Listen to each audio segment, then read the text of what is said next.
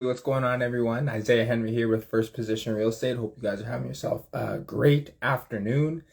Today, we're going to have on Trent Brown, amazing investor, and he's actually not local. He's actually not investing in Ontario, so I think he'll share a unique perspective on what we have going on here. So we'll get Trent going on in a second. Kind of just an update what's going on with First Position Real Estate. We're in the final stages of looking for a joint venture partner for one of our projects out in Timmins. It's a single family burr project, really good numbers, good margin, good cash flow. So if you are interested in that opportunity, feel free to send me a DM and we can get you involved there. But without further ado, let's see if we can get Trent on. And yeah, one sec.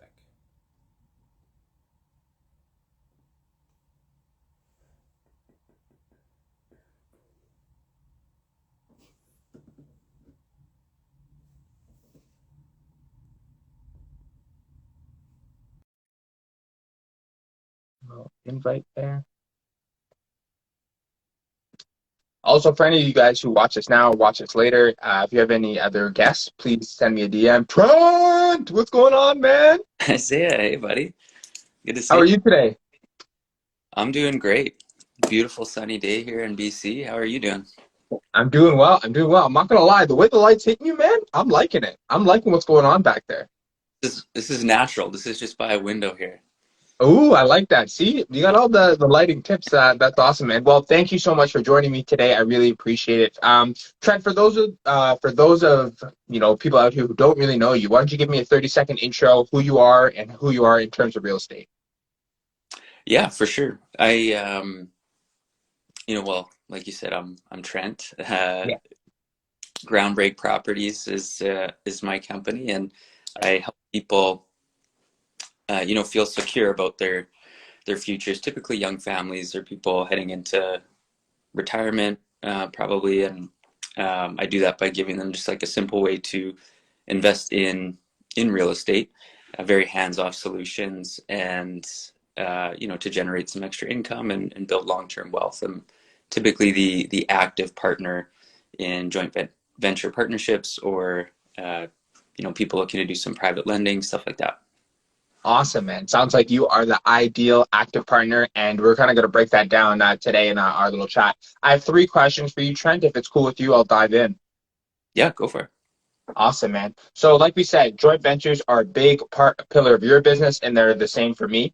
Could you shed some light on what you offer as an active partner in a joint venture arrangement?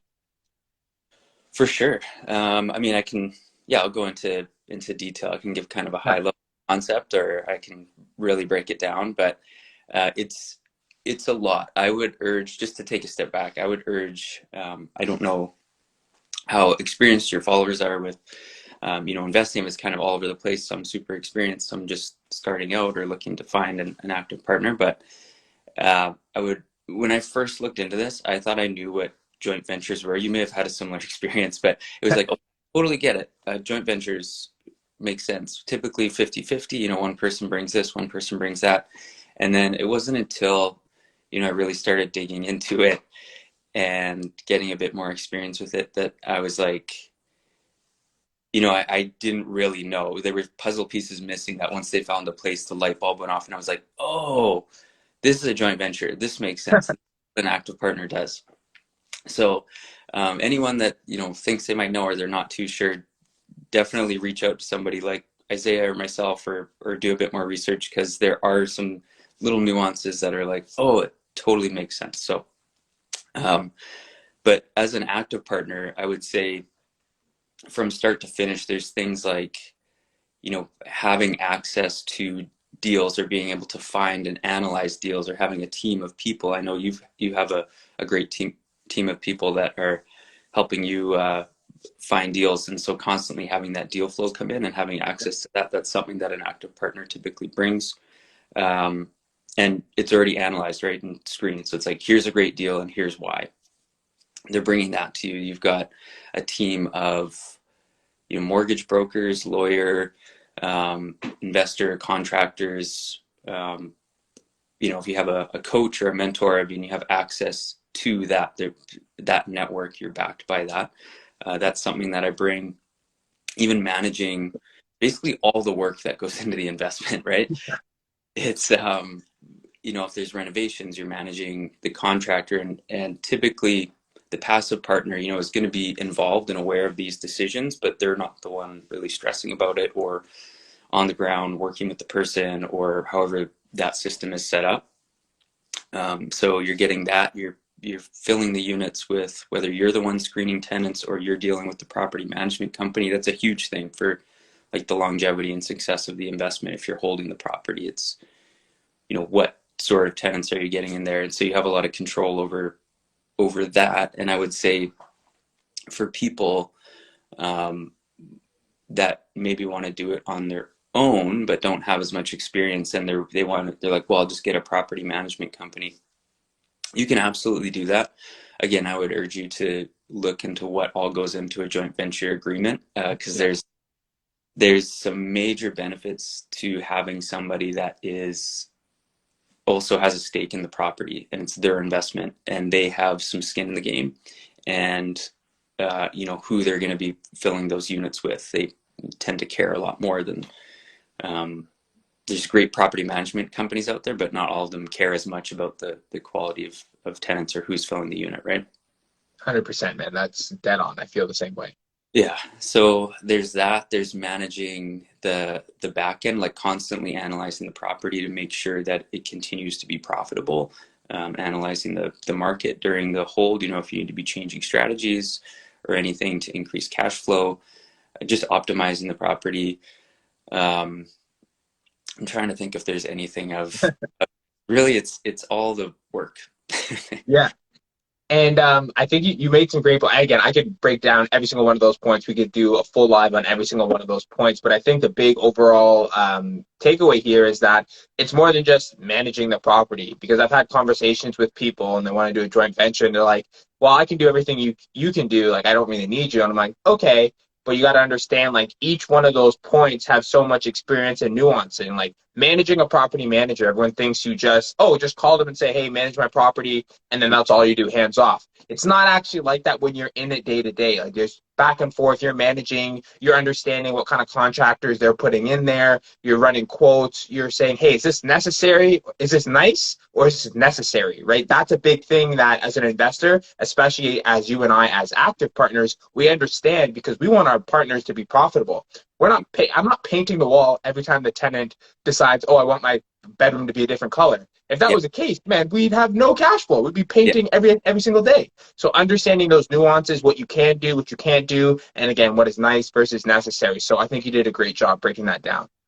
yeah. You nailed it. There's way more behind the scenes, and I actually just I did a post about this, but we were chatting about why for people that say, well, I could do this on my own.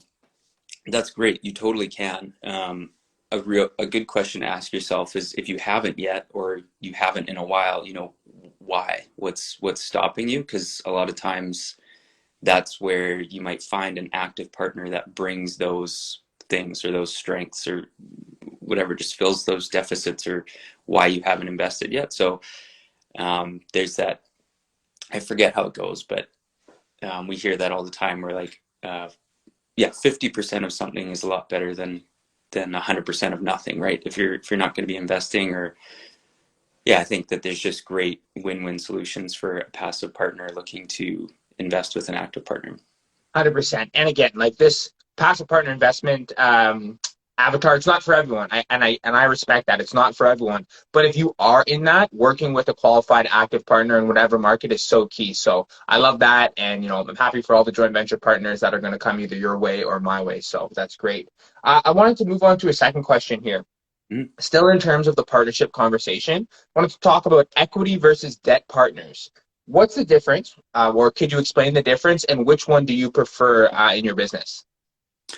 Yeah, so I think you just mean that debt partner um, would basically be an agreed upon, like they're lending money for an agreed upon uh, term or length of time for a set rate, essentially. Yes, exactly.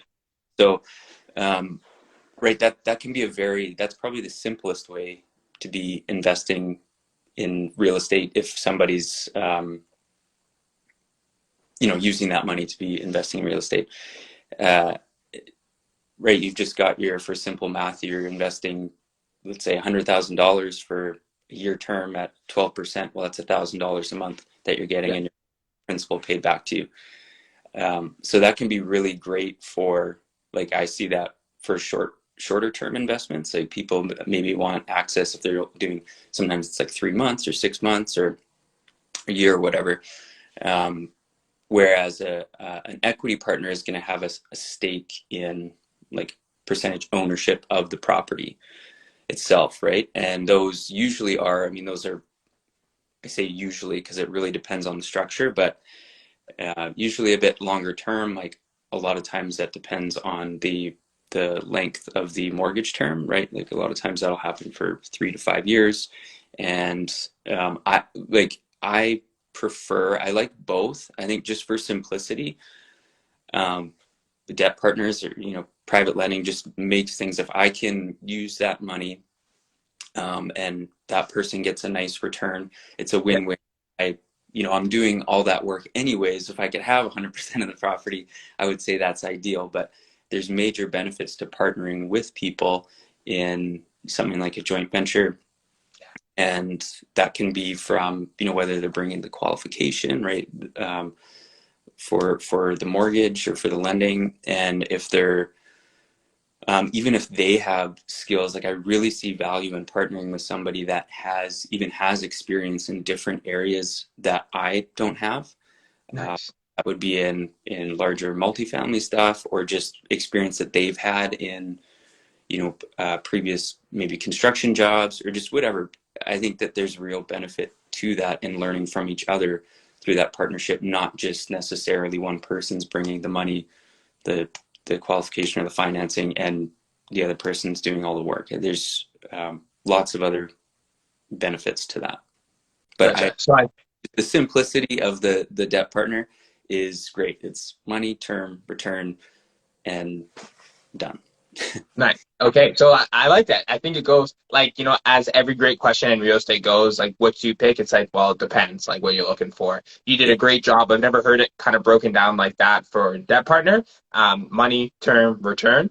Like that's it. That's perfect. I'm gonna have to snapshot that money, term, return for debt. And then equity is great because they have a physical stake in the property. You can ride that out long term. One thing I just wanted to highlight, you said, when you're working with a partner, finding different skills. That doesn't mean like if they have money and you have money, you can't partner. That's not what it means. But hey, maybe they have experience in a different market and you want to diversify. That's a great partnership. Or you're full for your mortgage qualifications at the moment and you need someone to qualify. And maybe they don't have all the money. Maybe you still have all the money, but you need the qualification. So maybe it's not a 50-50. Maybe it's something a little bit more customized. But again, that joint venture partner that's actually an equity position gives you a little bit more flexibility if you're holding a stake in that property. So amazing. I love that. Getting all new ways of looking at things. So it's super cool there. yeah, you nailed it. I think that there's cool. A lot of, say, passive investors have been active investors themselves, and like you said, if it's a different market or something that I'm not familiar with, but I want to break into, that's a great example of providing different types of value. Like they have experience in it, but they just don't have the time, or they want to be hands off now. They want to be spending more time doing other stuff. That doesn't mean that they can't provide great insight and knowledge into that investment. Exactly. That's huge there. I'm going to move on to our final question here. And this is what everyone wants to hear. Can you share a challenge or a story that you faced in a joint venture partnerships and how you overcame that issue? Yeah. So like I said, there's anytime you have more people, not to shy away from it or scare anyone away from it, but anytime you have more people involved in investment, there's going to be different challenges, right? Yeah. Different personalities, different, like you said, experience levels, comfort levels. And one, by the way, it was great to see you the other weekend. We Yeah. chatted about this a little bit, I realized, because you were asking about what was going on. And I'm kind of going through one right now where originally there's a lot of new things for me. It's a different market, particularly somebody's got a few different criteria than what I'm used to, than to just being like, this is a good deal. There's a few other criterias or boxes that I'm trying to check off. Okay. a little bit longer to find something that checks those boxes. And the stress of, I mean, if you can imagine, I mean, you can imagine being an investor or having some money that you're looking to invest and you're waiting to invest and you see things on social media or, rate hikes and all this stuff. And you're like, I want to be investing now. And it's taken a little bit longer than we planned to find a place to put their money and invest it. Yeah. And there's stress that goes along with that, and you start to find it. I found it more with they started sending their own listings, and they like just little things like that I could tell. I was like, okay, let's do a little bit of a reset here. What's going on? And I think the biggest thing is just communication. Like the biggest thing, open communication, honest communication, and really getting down to why. Getting back to basics, why are you investing with me? Would you be investing otherwise? Like your money's probably not, it was going to be making 2 or 3% sitting there. Like I wouldn't stress too much about these few months that we've been looking. So and just remind them, yeah, like why is it that you're investing with me? Usually it's the person, right? Like they get along with me, they trust me, they know what I'm trying to do, and trust that this is going to be a long-term investment. So communication, hands down, is like the biggest tool in any partnership, I think. 100%. And I think it's you said it so well. I also heard this from one of the bigger pockets had an episode about private lending and JVs, and Amy Missouri came on, and she's like, you got to be okay, especially as an active partner, having that open, honest communication, especially when things aren't going like 10 out of 10, 100%. Like you had that little miscommunication on like how we're acquiring listings or deals, and you're like, okay, like we need to talk about this. But if you don't talk about that, a couple weeks down the road, he's like, hey, I've sent you 10 listings. Why aren't we buying? And you're like, why are you sending me listings in the first place? So you were so good, like, as a, professional active partner, kind of holding it up, resetting and saying, okay, where are we going from here? So that you're having that positive relationship with your partner going forward. So that's amazing, man. And I'm thankful that, the person, that there's a mutual level of respect there as well. So it makes reaching out and communicating a lot easier. But it was a learning experience for me that's something I've never thought of. We've been in a market recently that it just seemed to be like, so I'm switching up an area as well, which is something that I'm not as familiar with, this Yeah. certain area. It seemed like it was like, oh, we have deal after deal and prices are going up and everything. And so everyone was just going like crazy, and it slowed down a little bit. And now, there's deals on the market that are sitting for a bit longer, and, there's negotiation and all that type of stuff. I think that I didn't set that expectation well enough that said, hey, it might not be like we're investing in 2 weeks. Like I don't have anything on my plate right now. So that was a new experience for me that I learned a lot, just saying, that's probably something I would cover in my next joint venture partnership, because I've had the experience of it that said, it's taken me a little while. Here's what you can expect and what I'm Yeah.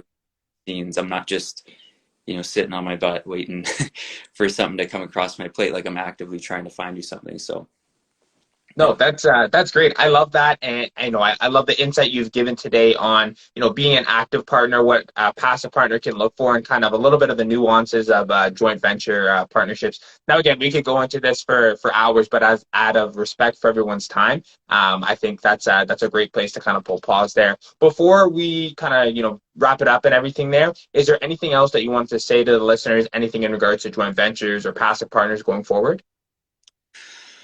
I would say really, you asked at the beginning, what do I bring as an active partner? I think a lot of what I like, those things that I bring are are mostly universal as far as an active partner. Like that's a lot of what active partners do. If you're looking to invest with someone look at their where things start to change is just them as a person, their priorities, their communication style. Do you like them? Um, their strategy, their area, their like how are they investing? Does that resonate with you? Is that something that how you might invest on your own? Yeah, look at those things. That's where things start to start to differ. You know, their power team. Do you like their power team, their professionalism, all that stuff? But overall, I mean, yeah, there's a lot of people doing this or providing this value as an active partner, but it's all those little things that change. That's really what you should look for. Awesome. That's amazing, man. Well, I wanted to say thank you so much for coming on today. Trent, where can people find out more about you, your business, everything that's going on with you? Yeah, head to well, my Instagram account probably has the most content and just info about me and the business. There's links there. I've got yeah, you can that'll take you to my website. A couple other little things. There's also I'm doing a fundraiser right now for Men's Health, an early fundraiser for November, running a half marathon, and I've got a fun. If people want to check it out, I've got a fun little competition and a draw happening. I won't mention it on here, but yeah, they can if they're interested in making a small donation to men's mental health. Please, you can find that link on there as well. Awesome. Guys, go ahead and check out Trent's IG page so you can get access to that and support him and everything he's got going on. Well, Trent, thank you so much for coming on. I'm just going to do a quick wrap up before we close off here. Guys, it's Isaiah Henry with First Position Real Estate. And as always, I help government employees build wealth and retire early with real estate. Today, we had on Trent, an amazing investor. He's out in BC right now, kind of doing his thing. Joint venture partners, debt partners, equity partners. He's doing it all. So thank you so much for coming on there. And Trent, until next time, I hope you have yourself a great day, man. Thanks for having me on. Great chatting with you, Isaiah. You too, man. Have a good one.